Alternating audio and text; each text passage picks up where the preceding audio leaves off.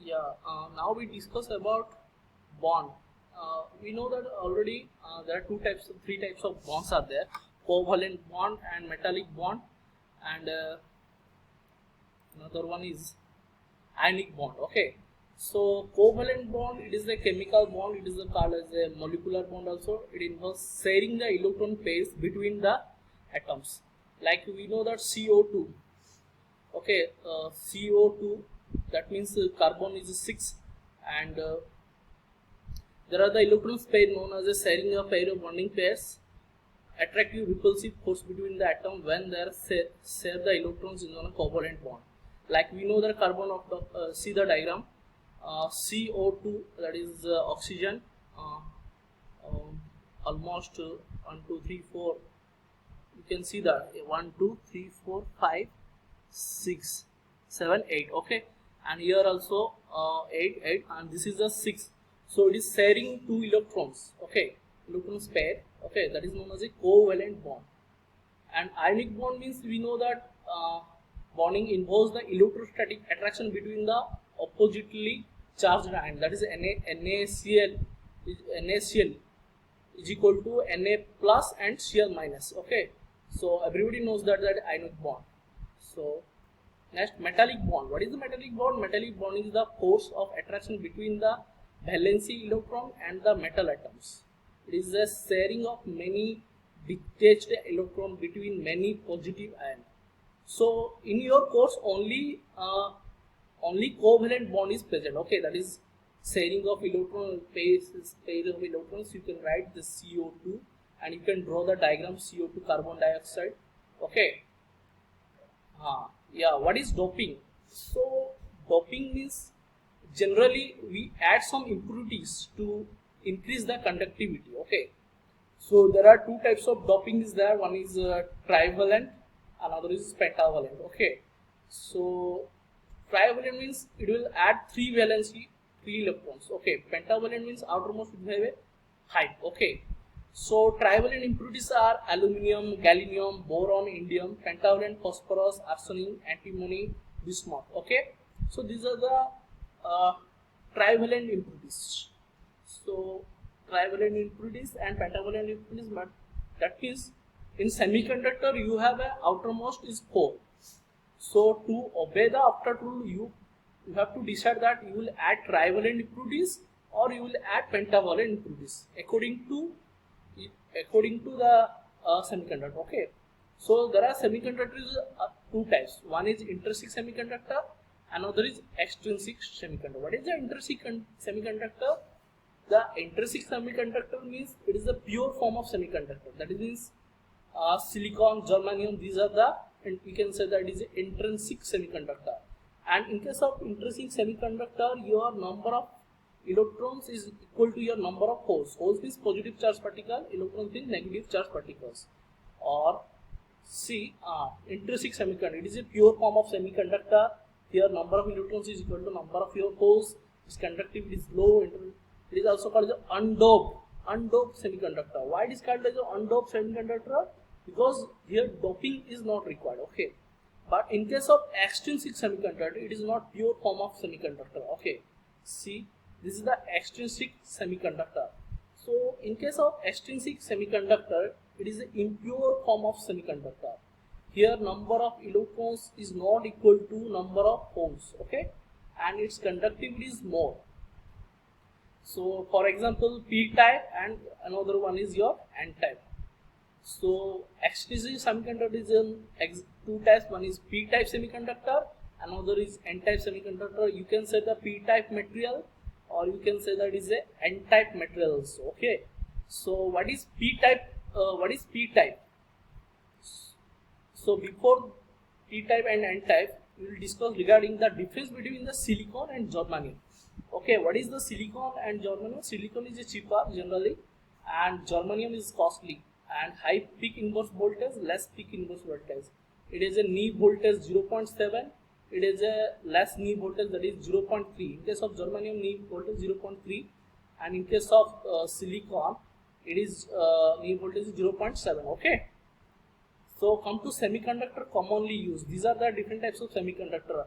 already we discussed that boron, carbon, silicon, germanium, phosphorus, these are the examples of semiconductor we can use commonly. Okay, so semiconductors and its application. Okay, so it is a one type of 2 marks question.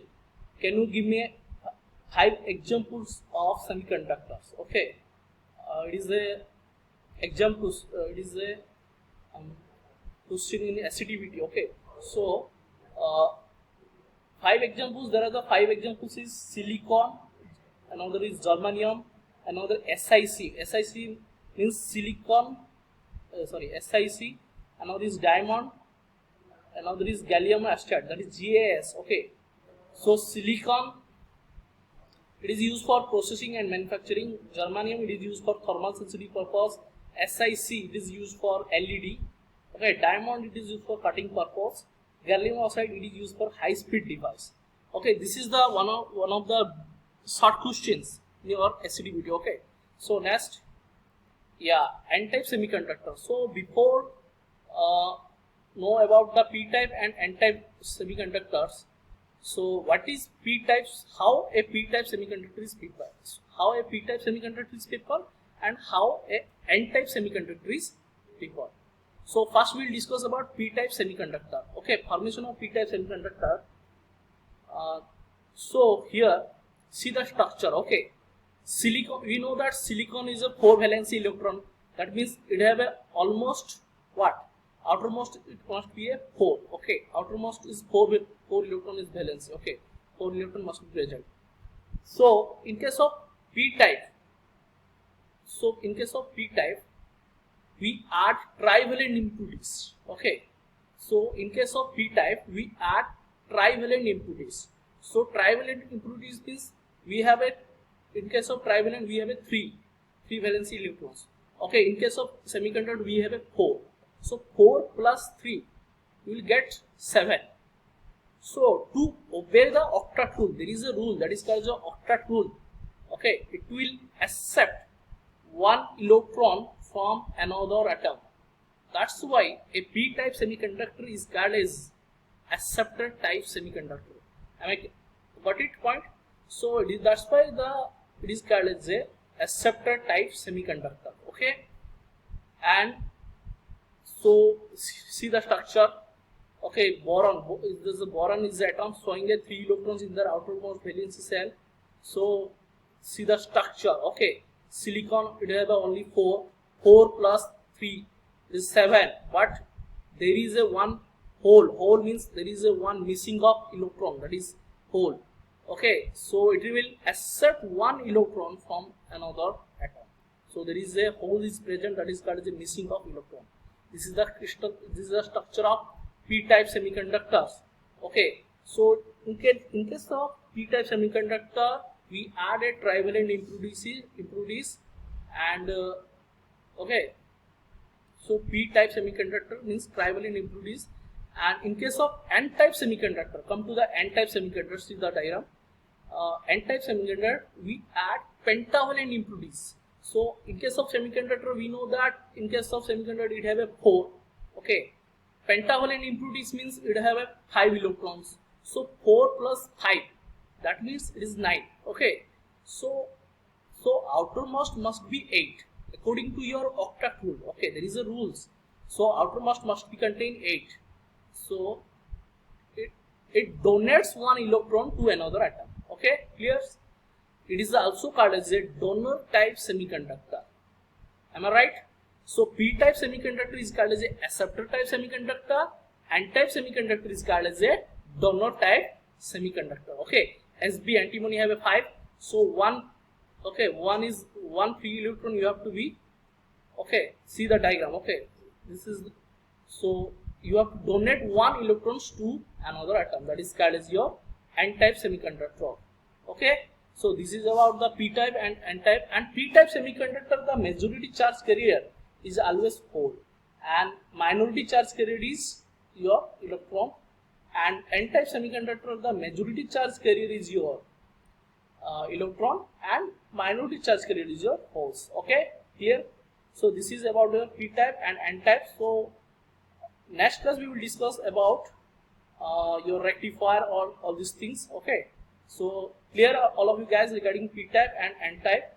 So p, t and np. pt means trivalent impurities we add, np means pentavalent impurities we add. Okay, so clear. Okay,